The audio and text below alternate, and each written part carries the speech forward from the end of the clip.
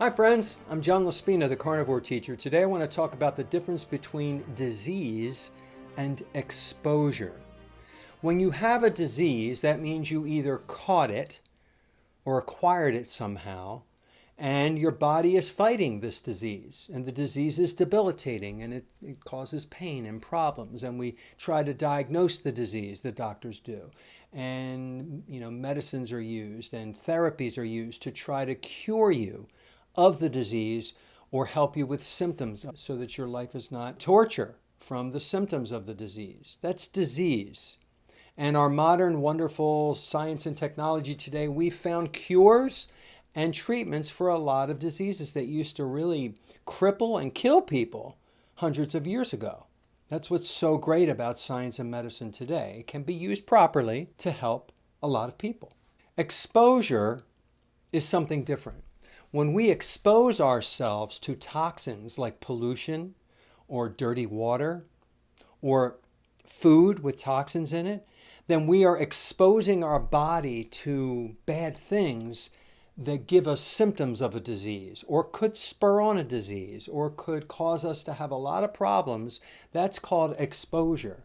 And we are exposing ourselves to a lot of toxins when we eat ultra-processed food that's in the grocery store, that has seed oils, that has a lot of grains, a lot of sugars and carbs, and all those chemicals like preservatives and additives and colors and flavorings, shiny sprays, all these things to make the food last longer on the shelf, to make the food look colorful and pretty, to sell the product so the company makes money. Those chemicals are very unhealthy for your chemical factory. We have 77 hormones in our body that need to be in the appropriate balance.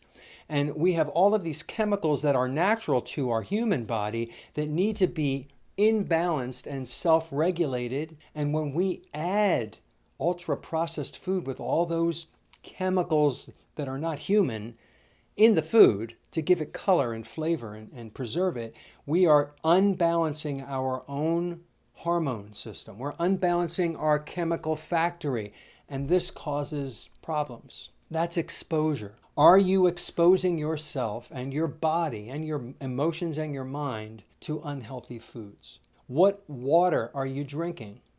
Do you drink filtered water? Do you drink water that comes out of a plastic bottle constantly?